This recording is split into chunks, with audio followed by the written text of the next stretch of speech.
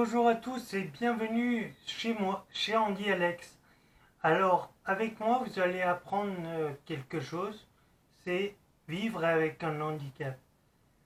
Je vais être là pour casser certains tabous, je vais être là pour vous dire les choses qui vont pas, et puis également pour vous faire rire. Rire, parce qu'on peut rire de l'handicap et il faut rire de l'handicap et pas de la personne handicapée. Ne l'oublions pas. Dans cette première vidéo, nous allons parler de l'acceptation. L'acceptation d'un enfant qui naît handicapé, l'acceptation de la maladie, l'acceptation de l'handicap en lui-même, un handicap qui peut venir d'une maladie, d'un accident, on ne sait jamais. Et puis également, nous allons parler de l'acceptation par rapport à une différence au niveau de la sexualité. Parce qu'aujourd'hui encore, il y arrive des moments où des personnes atteintes d'une maladie ou qui ont une sexualité différente qui seront rejetées. Et c'est bien dommage. Alors tout d'abord, nous allons parler de ce problème d'un enfant qui arrive et qui est atteint soit d'une maladie, soit d'un handicap. La première chose qu'on va vous dire, c'est souvent qu'est-ce qui s'est passé? Qu'est-ce que vous avez loupé? Ben rien. Nous avons fait comme tout le monde, un enfant, et puis il peut avoir une erreur qui s'est commise au niveau médical, il peut avoir un accident à la fin de la grossesse, on ne sait jamais. Là, ce qui va se passer, c'est que pour les parents, ça va être dur d'accepter que son enfant soit handicapé, soit malade. Et le problème, c'est que ces parents qui ont besoin de se reconstruire suite à ce problème, des fois, l'entourage plus ou moins proche se permet des réflexions. Et les réflexions, on n'en a pas besoin. On s'en fiche des réflexions. Il y a un couple qui ne communique pas, qui ne souhaite pas, ou il y en a un qui est dans le déni, c'est un couple qui est voué à l'explosion. Je dirais même à l'implosion parce que c'est dans le couple que ça perd. Ensuite, qu'est-ce qui va se passer avec cet enfant qui est atteint d'une maladie, d'un handicap? L'enfant va réellement se rendre compte de sa différence le jour où il va être en contact d'autres enfants qui sont malades, handicapés ou même normaux. Ce qu'on appelle normaux, c'est les enfants que vous voyez courir partout. Nous avons tous une différence, donc la normalité, elle est subjective. Ensuite, ce qui va se passer également, c'est qu'il va y avoir un tri dans les amis. Puisque ceux qui vont rester, c'est vraiment les bons, ceux qui vont vous aider jusqu'au bout, qui vont être un soutien, qui vont vous permettre de faire un sas de décompression. Dans un second temps, je vais vous parler d'une chose qui est toute bizarre, mais la maladie. Nous sommes tous susceptibles un jour d'avoir une maladie grave. Cancer, leucémie, etc. Et là, bizarrement, ça fait comme pour un enfant handicapé. Ceux qui restent, vous pouvez compter sur eux. Ils sont pas nombreux. Ils vont pas, ils vont pas se battre. Je vous rassure, vous allez pouvoir les compter sur les 10 doigts. Malheureusement, ils seront pas nombreux. Et le problème, c'est qu'on n'a pas besoin de ça.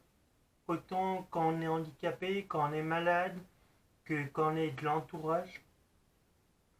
On n'a pas besoin de voir des gens se sauver, ou faire semblant. Alors, il y a des gens qui vont partir parce qu'ils savent pas comment gérer. Il y en a parce qu'ils veulent pas être à côté de quelqu'un de malade, soit parce qu'ils sont égocentriques et qu'ils veulent que le meilleur autour d'eux, ces gens-là, retenez-les pas. Laissez-les partir. Ils manqueront pas.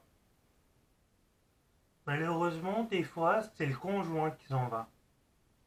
Et là, c'est dur parce que vous devez vous battre contre une maladie et vous devez vous battre pour supporter, pour remonter la pente face à cet affront, cette douleur, ce coup de poignard. Ensuite, je vais vous parler de l'handicap. L'handicap chez une personne qui est atteinte soit d'une maladie qui le rend handicapé, soit d'un accident. Un accident ou une maladie, votre conjoint, vos proches, ils avaient l'habitude de voir quelqu'un qui court, qui, qui est actif. Et du jour au lendemain, il se retrouve avec un autre corps. Et là, je vais vous parler d'une chose qui est toute simple. Le conjoint, les proches qui s'en vont parce qu'ils ne s'acceptent pas, parce qu'ils refusent de parler de ça. On a besoin de parler. Tout le monde a besoin de parler. Et celui qui ne parle pas, celui qui ne met pas des mots sur le problème, la maladie, l'handicap, il n'est pas prêt pour avancer. Le problème de la personne malade ou handicapée, la personne malade qui sait qu'elle va guérir, peut-être du moins qu'elle va guérir, il faut qu'elle mette un mot sur sa maladie. La personne handicapée qui sait qu'elle va rester handicapée, tant qu'elle n'aura pas accepté son handicap, elle ne pourra pas évoluer et se reconstruire. Donc, elle va s'énerver, se pourrir les autres, puisqu'on a besoin de s'accepter pour se reconstruire. Et puis faire le deuil de ce corps qu'on n'aura plus. C'est fini ce corps. Vous avez un corps, du jour au lendemain, vous en avez un autre, vous ne pouvez plus courir, vous ne pouvez plus marcher, vous ne pouvez plus lever un bras. Peut-être ce bras a disparu, cette jambe aussi. Et là, c'est pas grave. Moi, mon fauteuil roulant, c'est devenu une partie de moi. Je lui donne un nom. Moi, je l'appelle ma Porsche. Et pourtant, ça n'en est pas une, mais je suis content, je vis vite, je m'amuse, je revis parce que j'ai accepté ma maladie et mon handicap. Et puis, ça permet aux autres de s'amuser. J'ai un ami qui est tétraplégique et lui, la petite phrase qui m'a fait rire la dernière fois, il dit à sa femme, t'as de la chance parce que moi, je te battrai jamais. Il y a beaucoup de gens qui diraient, mais c'est bizarre. Et non, lui, il rit de son handicap puisqu'il sait par où il est passé et par où il passe. Et il est vivant. Ensuite, je vais vous parler d'un sujet qui me touche, pas parce que je le suis, mais parce que je connais plein de gens qui le sont. Ils sont homosexuels, bisexuels, etc. On va se dire, bah tiens, pourquoi il parle de ça, lui qui est hétéro? Parce que le problème, c'est que notre société, bien que évoluant, elle évolue pas assez vite, et surtout la mentalité de nos parents, de certains endroits aussi où c'est difficile. Un enfant ou même un adulte, un jeune adulte, un adolescent qui se découvre des attirances pour une personne du même sexe, ben c'est très difficile puisqu'il doit accepter sa différence par rapport aux autres. Et puis par la suite, il doit aller plus ou moins le faire accepter à son entourage.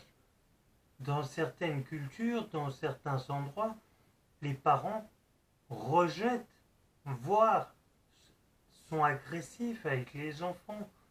Si votre enfant vient vous voir, n'ayez pas cette réaction en disant ah mais c'est sa crise d'adolescence, ça va peut-être changer.